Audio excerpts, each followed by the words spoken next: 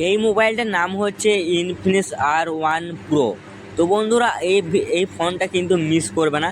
তো আজকের এই ভিডিওটা তোমাদের জন্য কিন্তু খুবই গুরুত্বপূর্ণ হতে চলেছে। তোমাদেরকে ছোট্ট একটা রিকোয়েস্ট করবো, চ্যানেলে নতুন হয়ে থাকলে চ্যানেলটা কিন্তু অবশ্যই কিন্তু সাবস্ক্রাইব করে থাকবে।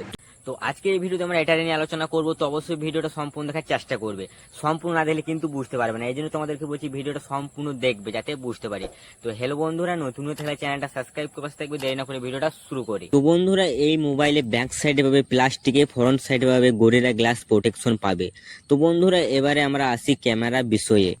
ব্যাক সাইডে 3টি ক্যামেরা দিতে হবে। মেন ক্যামেরাতে 300 মেগাপিক্সেল হবে, এটাতে আমরা 8K ভিডিও রেকর্ডিং করতে পারবো।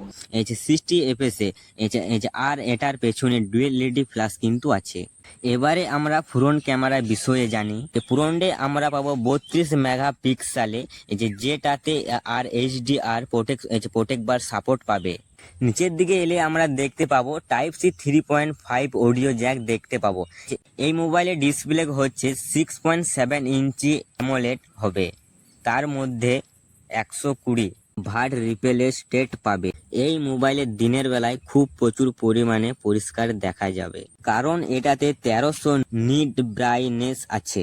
এই মোবাইলে ডিসপ্লেকে ফিঙ্গারপ্রিন্ট পাবে। এই মোবাইলে খুব ভালো গেমিং করতে পারবে। এটাতে আছে স্ন্যাপড্রাগনের 865 5G। এই মোবাইলে সব থেকে বড় বিষয় 5 বছরের সিকিউরিটি আপডেট পাবে। তো বন্ধুরা, এই মোবাইলটা কেমন লাগলো? আশা করি তোমাদেরকে ভালো লেগেছে। এবারে আমরা আসি এটার র্যাম। এটা কিন্তু 3 রকমের লঞ্চ হবে। যেটা 8GB র্যাম থাকবে, সেটা কিন্তু 128GB রোম থাকবে। আর যেটা 8GB থাকবে 256GB। আর একটা থাকবে এই যে 12GB র্যাম 256GB।